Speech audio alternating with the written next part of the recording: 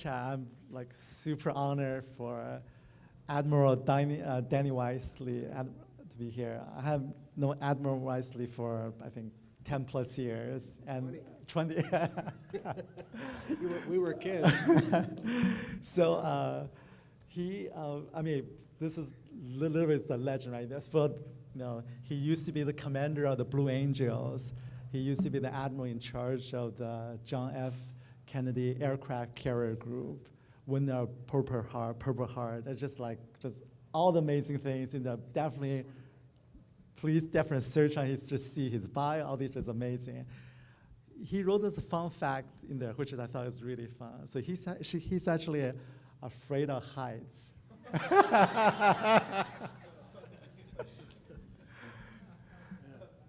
And I'm here to promote my book.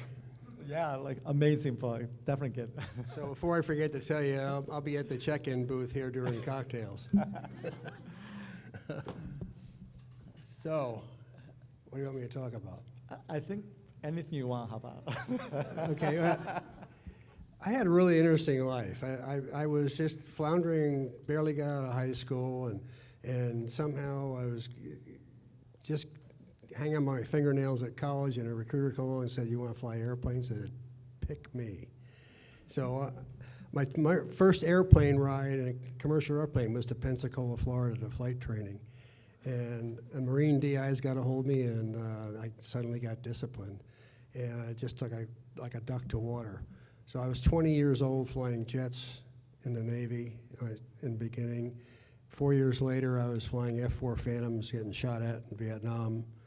I made 3 tours in Vietnam at 350 missions, shot down 2 of their airplanes, got shot down on a Hanoi strike myself, and got far enough away from Hanoi to get rescued by the 2nd helicopter. Went back, got my degree at the Naval Postgraduate School, went back to Vietnam. They waited for me. So I was there in 65, 66, 67, which was the big year. We should have ended it right then and there. And then back again in 72. So I had command of my own squadron later in the 70s, and then I had Blue Angel Command. And probably the premier tour of my Navy career was a commanding officer of a John F. Kennedy. I think it's 5,000 people on that ship, and everybody's depending on you. It's your ship. Don't touch it. Don't touch the bottom. Don't touch anything else. Don't lose an airplane.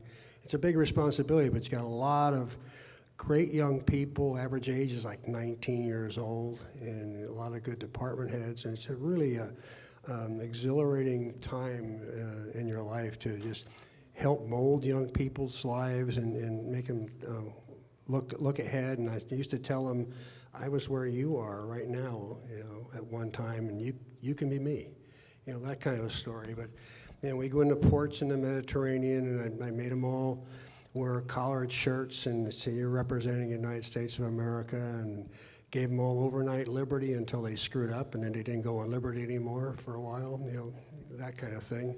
But it really worked out pretty well. So somehow I got to make Admiral in the process of this whole thing. I was Chief of Staff of 6th Fleet in the Med when the Cold War was still raging. I was at the Bush-Gorbachev conference in Malta, and we had the Russian tattletales following all our ships then and so forth. And so I was a Cold War warrior. I came in before the Berlin Wall went up, and I got out after it came down. So it was pretty exciting, very different time than now, for sure. But so I ended up working for a while, for about 10 years or so, and put some money in the bank and learned how to play golf and things like that. But it's payback time in your life at some time to do something for a greater cause. And I was a president of the Blue Angel Association for 7 years, and I got the Blue Angel Foundation going, a 501c3, made up of ex-Blue Angels, and so nobody gets paid except our bookkeeper and our accountant. And so we raise tons of money now for warriors. So just think about this. there were some 6,300 people, Americans killed in Iraq and Afghanistan. There are over 20 committing suicide every day. That's 7,300 a year. That's more in a year than all the time we've been in Iraq and Afghanistan. There's 50,000 casualties. There's something like 1,680 major amputees. And then there's the hidden one, PTS, 500,000. So I had a high school friend about 4 or 5 years ago who lost a son-in-law in Iraq. And she called me and said, hey, I think I've got something your organization might be interested in. I've got a doctor here in New York, a psychologist, and he works on chronic nightmares, the main driver on PTS, that people can't sleep, they're irrational, their family can't stand them. And so I flew him out to San Diego, and we had been supporting an organization called the Warrior Foundation in San Diego, which had a home for a transition home for medically discharged warriors. And so I took 2 of those guys who had PTS, put them in a hotel room, and by the way, I used VSee in this thing too. And so the doctor treated them an hour and a half a day for 3 treatments. So I talked to them after the second day by VSee, and I started saying, how did you get to sleep last night? He said, no, not really. I said, why is that? He said, because I slept so well the first night I didn't need it. And one of those young men I've been connected with him ever since. He was ready to commit suicide. He just couldn't focus or whatever. And now he's working for a congressman and has a wife and a kid. And every time I see him, I get this big hug from him and said, gosh, thank you. So we have been supporting that organization, and the process is called Reconsolidation of Traumatic Memories. And I can go into detail if you want later, but it's kind of magic. There's no drugs involved. It's basically 3-hour-and-a-half sessions, and the chronic nightmares go away. So the Freedom Station was getting kicked out of their place after they fixed it up. So we helped them get in 30 days, we had them a mortgage, and they owned it, and their payments were less than the renter was charging them. And now I'm getting ready to go down next couple of weeks. We have our Blue Angel Foundation golf tournament at Del Mar Country Club in Rancho Santa Fe and Hyatt RVR in Carlsbad. We raise about $1 million every year. I've got a bunch of younger guys running the thing now, and they're more energetic than I ever was. And they've raised the whole level on this thing. But we're going to be opening Freedom Station 2. And we are supporting a facility for battered women in Pensacola, another transition home in Baltimore area.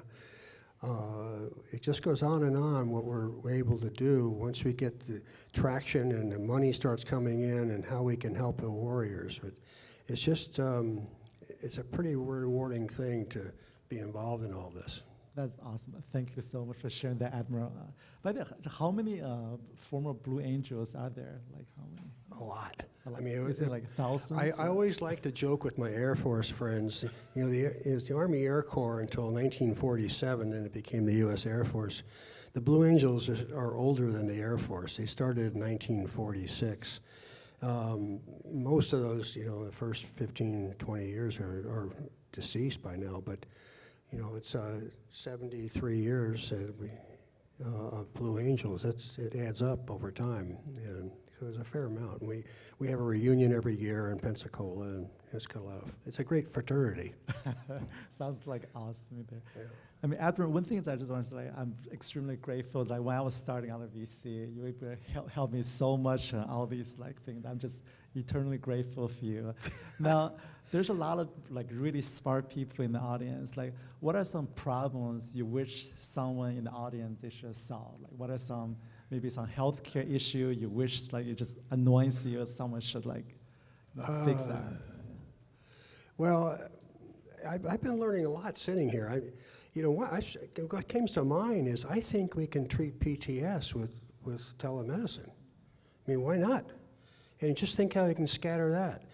My little group, we're tied into 4 hospitals now. Emory in Atlanta, Rush in Chicago, Mass General, and UCLA Medical Center that treat inpatients for 2 weeks at a time. But we've also been training clinicians throughout the country. We get 30 at a time, and they go out and start treating other people. But the snowball is rolling and getting bigger, and we could introduce telemedicine into the PT, because there's a 500,000 out there suffering from it. And it's not just the current war. It goes back to Korea, Vietnam guys are still suffering from that. So you could really work on that. That'd be definitely worth. How about we open this up to the audience? Any questions for the Admiral?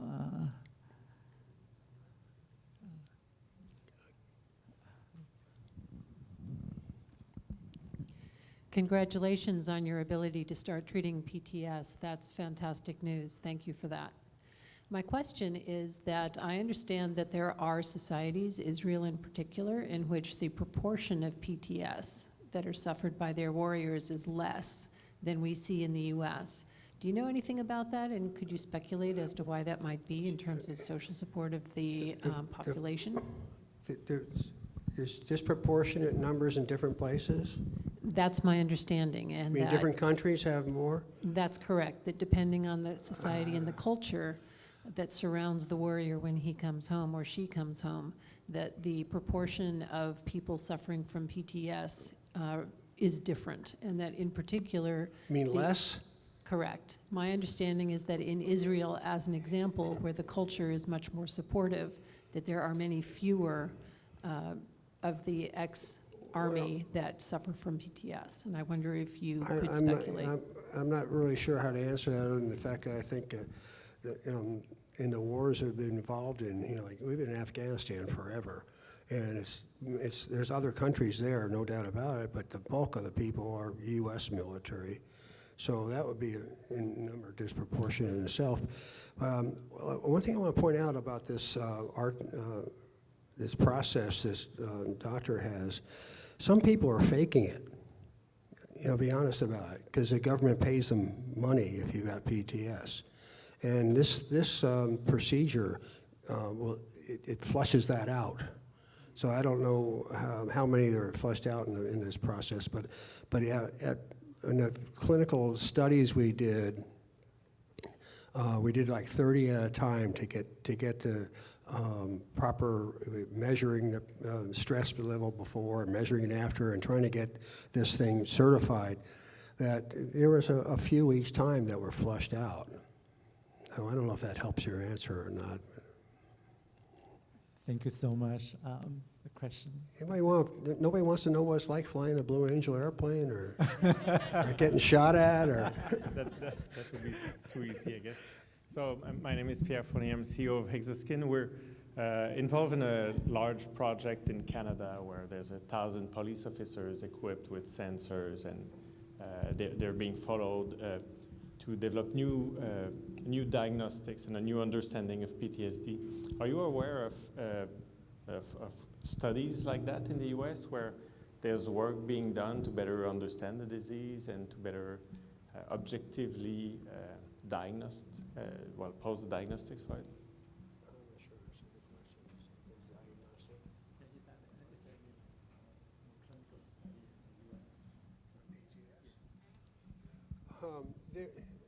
There are a number of them. There's a lot. I don't know how many treatments there are available right now that say they can fix PTS. Most of them involve drugs. There was a certification that the government, you had to get certified by the government. It was called, I forget what the medical term was. But there were so many that got certified that shouldn't have been.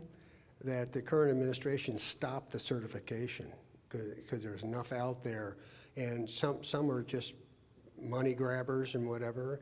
There's a variety of things that all help in some way. Some involve horses, dogs, you know, things like that are comforting to people that help them out. But they, in my objective opinion, they're kind of a Band-Aid. It's a soothing thing, but it doesn't make it go away. And so what you really want to get done is have it go away. And the clinical studies we did with this one program, there's 4 of them involving 30 people each. It was over 90% success rate, and it monitored for a year afterwards. So it's pretty powerful. So that question, Paul? Hello. I'd just like to add to that. I am a psychiatrist. Just to your point, we know that in the world that it's about 15% of people that are exposed to trauma will develop post-traumatic stress disorder per the DSM-5. I think that there are obviously cultural factors that probably play a role in that. I also used to work at the VA hospital system for 2 years, and just to your point, the incentive for that is if someone is treated and they're no longer having symptoms of PTSD, yes, they might lose a service-connected benefit. So I never did those evaluations. Certain doctors do, but that was an issue that's very difficult in that system.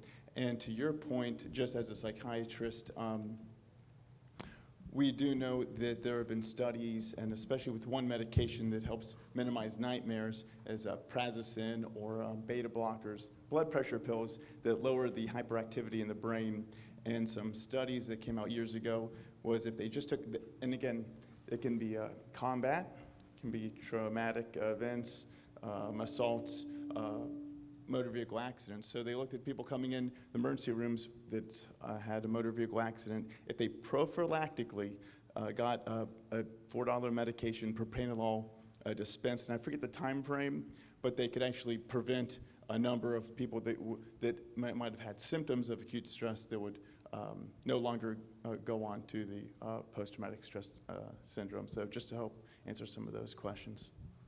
Have you ever heard of using common vitamins and things for TBI? TBI is a very complicated syndrome, can present various ways depending on where the brain is affected. The most frustrating thing as a clinician is that brain imaging doesn't always pick up the injury, and I think that there can be a role in medicine for using additional supplements, checking additional biomarkers, whether it's using fish oil, omega-3s, vitamins, other supplements. I think there can be a role in it.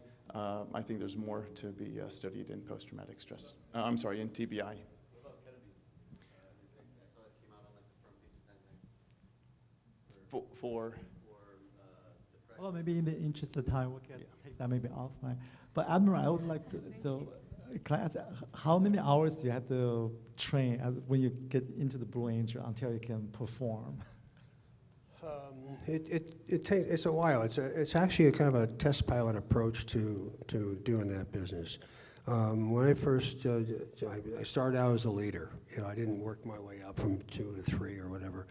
And so when I first went out and started flying with the right wingman who was there in his second year, of the 6 airplanes that are in the show, 3 of the pilots are new each year. So when there's a new boss, the right wingman is in his second year. 3 has moved to 4. He trains the new 3.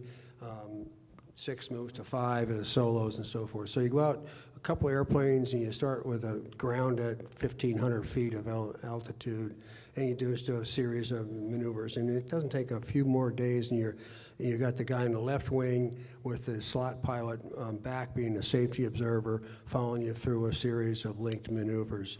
And you do that, you know, until you get to be where you can fly 6 airplanes together in just straight and level formation, so you can go from point A to B.